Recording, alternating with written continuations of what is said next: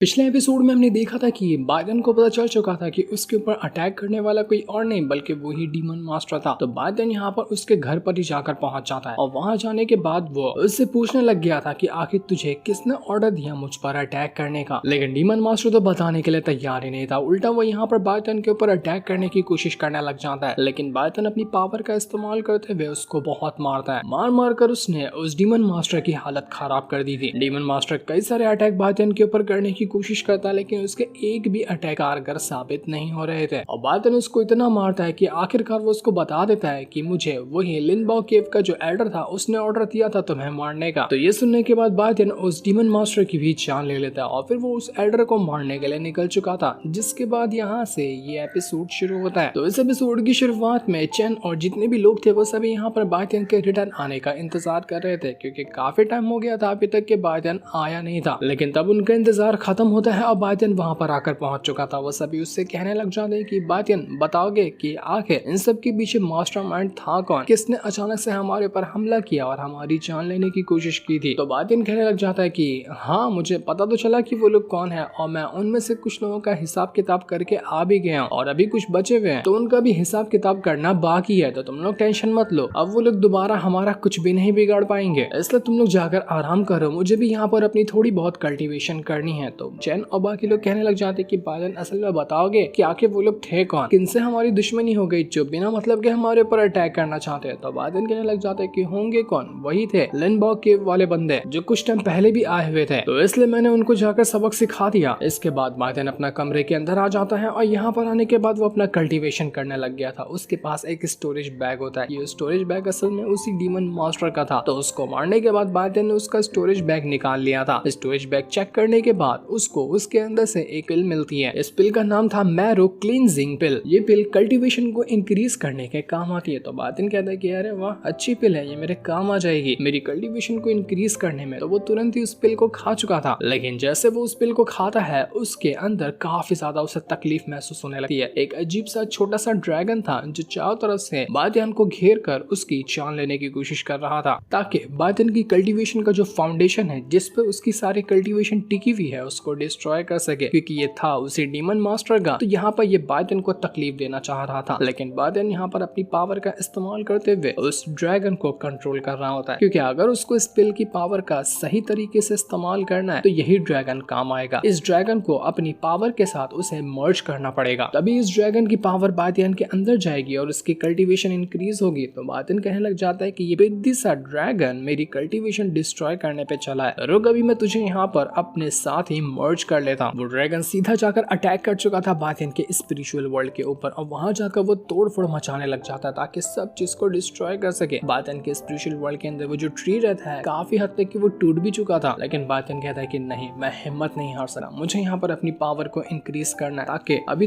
बहुत सारे दुश्मन आना बाकी हैं। अगर मुझे मेरे अपनों को बचाना है तो मुझे हिम्मत करनी होगी और मेरे जो है ये पावर को इंक्रीज करना पड़ेगा ही, मैं पीछे नहीं हट सकता। इसके बाद बाइडेन फिर से अपनी पावर का इस्तेमाल करते हुए उस ड्रैगन की पावर को अपने मर्ज करने की कोशिश कर रहा था। वो अपना उसी लोटस को बाहर निकाल लेता है जिसके अंदर वो खुद को प्रोटेक्ट करते हुए अपनी कल्टीवेशन कर रहा था, जिस वजह से वो ड्रैगन जो होता है उसकी हालत खराब लग जाती है। जहाँ वो इतना उछल रहा था अब बाइडेन की पावर उसके ऊपर हावी होते जा रही थी, जिस वजह से बाइडेन अपनी पावर का इस्तेमाल करते हुए उस ड्रैगन की वाट लगा देता है और वो ड्रैगन अब जाकर बाइडेन के जो स्पेशल वर्ल्ड के अंदर ट्री होता है उसके साथ जाकर मर्ज हो जाता है और इस वजह से बाइडेन की पावर बढ़ चुकी थी। जो चीज देखकर बाइडेन की खुशी का ठिकाना नहीं रहता कि चलो बहुत काफी अच्छा लगा यहाँ पर अपनी पावर को इंक्रीज करके। जैसा मैंने सोचा था ये पिल कमाल की होगी तो बिल्कुल वैसा ही हुआ। ये पिल बड़ी कमाल की थी, इसने मेरी हेल्प की मोटिवेशन इंक्रीज करने में। लेकिन कमाल की बात, उस डीमन मास्टर के स्टोरेज बैग के अंदर खाली ये पिल नहीं है, एक और पिल है जिसका नाम है सोल कैप्चरिंग पर्ल। वो पिल भी काफी हद तक के मेरे काम आएगी मेरी कल्टीवेशन को इंक्रीज करने में। लेकिन जब बाइडेन उस सोल पिल को चेक करता है उसकी हालत खराब हो जाती है, क्योंकि उस सोल पिल के अंदर न जाने अनगिनत सोल्स मौजूद थी। हजारों लाखों की तादाद में एक छोटी सी पिल के अंदर सोल्स मौजूद होती हैं। बाइडेन ये देखकर हैरान रह चुका था कि सच में वो डीमन मास्टर तो बहुत ज्यादा खतरनाक था। न जाने कितने ही लोगों को मार कर उसने इस पिल को तैयार किया, तभी तो इसके अंदर इतने सारे लोगों की पिल है। अच्छा हुआ मैंने उसको मार दिया, वरना आगे चलकर वो और न जाने कितने लोगों की जान लिया होता। चलो खैर कोई बात नहीं, उसकी मेहनत मेरे रंग ला रही है। अब मैं इस सोल पिल की पावर का इस्तेमाल करने वाला हूँ, जिसके बाद बाइडेन उस सोल पिल की पावर को एक्टिवेट करता है और जैसे उसने जिसने उसको एक्टिवेट किया था वो उसी सोल पिल के वर्ल्ड के अंदर जाकर पहुंच जाता है। ये जगह बिल्कुल वीरान, एकदम अलग और एकदम अजीब सी जगह थी जहाँ पहाड़ और खंडर वगैरह मौजूद थे और यहाँ पर भटक रही होती है हजारों लाखों की तादाद में सोल्स वगैरह। ये सोल कोई भी यहाँ पर आ जाए तो उसको कचा चबा जाने के लायक है। वो किसी भी इंसान के तलाश में ही मौजूद थे कि कब कोई आया वो उसको मार डाले और बातिन यहाँ पर उनका शिकार बनकर आ चुका था। तो जैसे ही वो लोग यहाँ पर बातिन को देखते हैं पूरी तरह से टूट पड़ते हैं उसके ऊपर कि हम तुझे छोड़ने नहीं वाले, हम तेरी जान ले लेंगे। वो लोग पागलों की तरह बातिन के ऊपर अटैक करने आ रहे थे, लेकिन जैसे ही बातिन एक को वहाँ पर डिस्ट्रॉय करता है उसकी सारी की सारी पावर बातिन के शरीर के अंदर जा मर्ज हो चुकी थी। इस वजह से बातिन की पावर इंक्रीज होने लग जाती है। बातिन ये देखकर हैरान रह जाता है कि अच्छा अब मुझे समझ में आया कि सोल पिल का इस्तेमाल कैसे करना है। मुझे ये सारी सोल को मारकर अपनी बॉडी के साथ मर्ज करना पड़ेगा, तो सोल की पावर मेरे अंदर जाएगी और इससे जो मेरी सोल पावर है ना वो इंक्रीज होगी। बातिन को ये यहाँ पर ट्रिक पता चल चुकी थी अपनी सोल पावर को इंक्रीज करने का।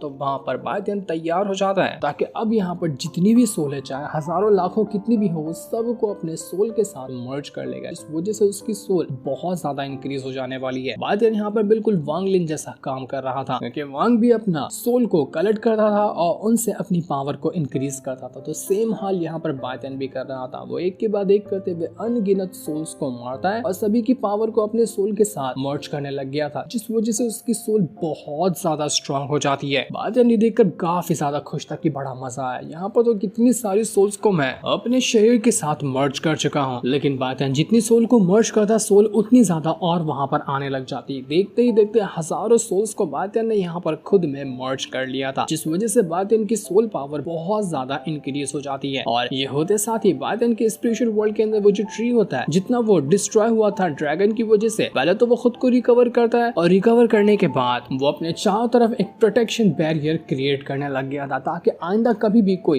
एक्सटर्नल अटैक उसको आकर लगे तो उससे वो खुद को बचा सके। उस ट्री की पावर बहुत ज्यादा इंक्रीज हो चुकी थी और अब वो किसी भी बड़े से बड़े अटैक को झेलने के लिए बिल्कुल तैयार था। ये देखकर बातिन की खुशी का ठिकाना नहीं रहता कि सच में मजा ही आ गया इन दोनों पिल का इस्तेमाल करके। मुझे नहीं लगा था कि उस डीमन मास्टर के पास इतनी कमाल की पिल होगी जो मेरे इतने काम आएगी। अभी तो वैसे भी यहाँ पर 2 दिन बचा हुआ है उस कंपटीशन के अगले राउंड के लिए, तब तक मेरे पास 2 दिन का टाइम है। मैं आराम से अपनी कल्टीवेशन को और ज्यादा इम्प्रूव करता हूँ। जो मुझे 2 नई पावर मिली है ना, जो कि पिल से मिली है, मैं उनको और अच्छे से रिफाइन करने की कोशिश करूंगा ताकि ये पिल की पावर अपने पीक पर पहुंच जाए। तो उसके बाद ये मुझे और अच्छी तरह से फायदा दे सकती है। तो बातिन फिर से वहाँ पर अपना कल्टीवेशन करने लग गया था पूरे 2 दिन के लिए, जिसके बाद हम यहाँ पर 2 दिन बाद का टाइम देखते हैं जहाँ पर कॉम्पिटिशन के अगले राउंड के लिए सारे के सारे कंटेस्टेंट जो थे वो आकर पहुंच रहे थे। जिन लोगों ने भी अपना पहला राउंड यहाँ पर क्लियर किया था, चंद जो थे वो यहाँ पर बातिन को आवाज लगाते हुए कहती कि बातिन जल्दी से तुम ना इस राउंड को भी फर्स्ट रैंक से फिनिश करना, उसके बाद हम रांझी वाला गेम आज ही रात को खेलेंगे, समझ रहे हो ना तुम। तो ये सुनकर बातिन परेशान हो जाता है कि यार ये तो पीछे ही पड़ी हुई ये गेम खेलने के लिए, अरे मुझे नहीं खेलना है इस तरह का कोई भी गेम। तभी वहाँ पर मोरोंग जो होती है वो भाग कर आ जाती है और उसको देखकर बातिन को पता चलता है कि मोरोंग की हालत ठीक नहीं है, उसे काफी ज्यादा चोट वगैरह लगी हुई है। वो उससे पूछते है कि क्या हुआ था तुम्हें। तो मोरोंग यहाँ पर बताने लग जाती है कि कल रात मुझे किसी लोगों ने मुझ पर अटैक किया था, मैं उनके बारे में देख नहीं पाया कि वो लोग कौन थे, लेकिन सही टाइम पर नेशन मास्टर ने आकर मुझे बचाया। अगर वो सही टाइम पर नहीं आए होते ना तो मेरी पक्का जान चली जाती। नेशन मास्टर ने ही मुझे यहाँ पर आकर बचाया है। तो ये देखकर बातिन भी हैरान रह जाता है कि नेशन मास्टर अब कौन सा पैतरा आजमा रहा है अच्छा बनने का, लेकिन मुझे उसके ऊपर कभी भी भरोसा नहीं होगा। इसके बाद वो मोरोंग से कहता है कि मोरोंग जरा अपना हाथ तो दिखाना, कहाँ पर तुम्हें चोट लगी है। तो मोरोंग उसको जैसे अपना हाथ दिखाती है, बातिन अपनी पावर का इस्तेमाल करते हुए जो उसको नई सोल पावर मिली थी पहले से भी ज्यादा स्ट्रॉन्ग वाली, उसमें से थोड़ा सा एक ड्रॉप डाल देता है मोरोंग के हाथ के ऊपर, ताकि जैसे ये ड्रॉप उसको लगेगा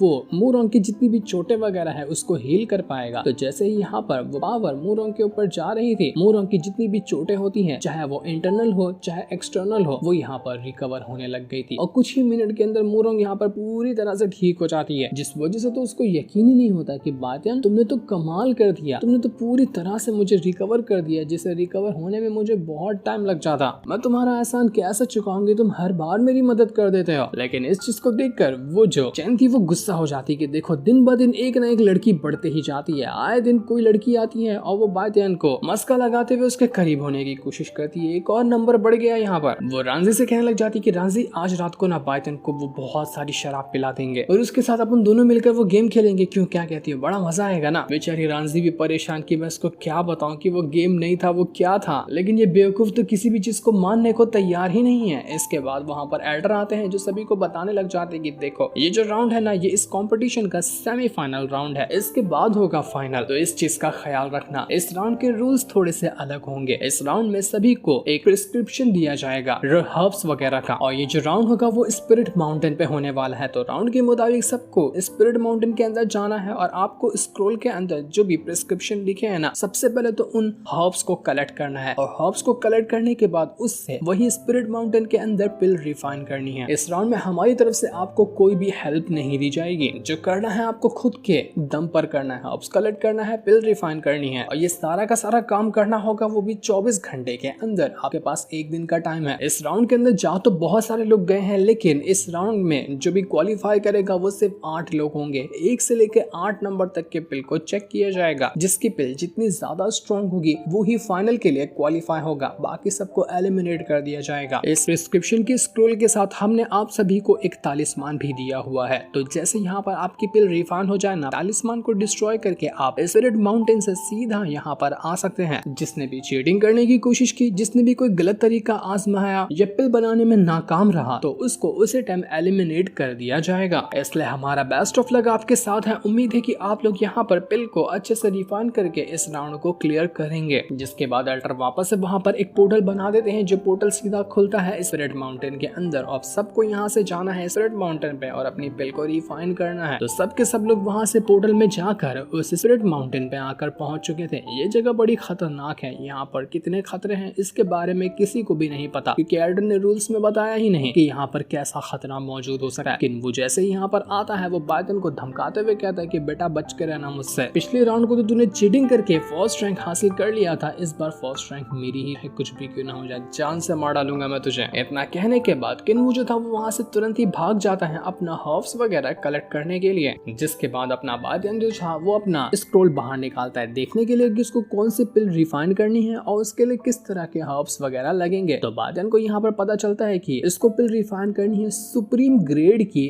अर्थ पिल। सुप्रीम ग्रेड यानी कि एकदम टॉप लेवल से भी ऊपर का लेवल। और उस पिल को रिफाइन करने के लिए कौन कौन से हर्ब्स लगेंगे इसकी भी जानकारी उसी स्क्रोल के अंदर लिखी हुई थी। लेकिन नहीं भी लिखी होती तो भी बायन को पता चल जाता कि इस तरह की पिल को रिफाइन करने के लिए कौन से हर्ब्स लगते हैं। तो बायन अपनी पावर का इस्तेमाल करते हुए पूरे के पूरे स्पिरिट माउंटेन के अंदर घूमना शुरू कर देता है ताकि वो सभी के सभी हर्ब्स को कलेक्ट कर सके। काफी देर तक के ढूंढने के बाद बायन को यहाँ पर कुछ हर्ब्स वगैरह नजर आ जाते हैं। तो जैसे जैसे उसको हर्ब्स नजर आते वो उनको वहाँ पर कलेक्ट करता जाता। उनमें से कुछ हर्ब्स थे ब्लैक पर्पल सनफ्लावर, जिसके सबसे मेन इंग्रेडिएंट होता है उसी अर्थ पिल को बनाने का। इसी से पिल का फाउंडेशन तैयार होता है और उसके बाद बाकी के हर्ब्स लगते हैं। तो बायन बड़ा खुश था कि मेन हर्ब्स तो मुझे मिल गया। इसके बाद बायन कुछ और बड़े बड़े मॉन्स्टर को मारता है और मॉन्स्टर को मारने के बाद उनके अंदर से उनकी सोल पावर बाहर निकाल लेता है, क्योंकि ये सोल पावर भी लगेगी उस सुप्रीम लेवल की पिल को तैयार करने में। तो एक नहीं उसने कई सारे मॉन्स्टर को मारा था। वो मॉन्स्टर को मारता, जितने हर्ब्स वगैरह मिलते हैं उन सभी को कलेक्ट करता जाता। बहुत सारे हर्ब्स की बायन को जरूरत पड़ने वाली थी और ये करने में उसको घंटों निकल जाते हैं। वो पूरा का पूरा स्पिरिट माउंटेन का इलाका छान मारता है और घंटों की मेहनत उसकी फाइनली रंग लाती है। बायन कहता है कि चलो बहुत अच्छी बात है कि मैंने सारे हर्ब्स को कलेक्ट कर लिया, अब बस बारी है तो इनको फर्नेस के अंदर डालकर पिल को रिफाइन करने का। उसके बाद ये मेरा राउंड कंप्लीट हो जाएगा। तो बायन यहाँ पर तुरंत ही जैसे अपना फर्नेस के अंदर हर्ब्स को डालकर पिल को रिफाइन करने वाला था कि तभी उसको सामने एक फिनिक्स बर्ड नजर आता है जो कि किसी के साथ फाइट कर रहा था। ये देखकर बायन परेशान हो जाता है कि नहीं यार, ये फिनिक्स बर्ड तो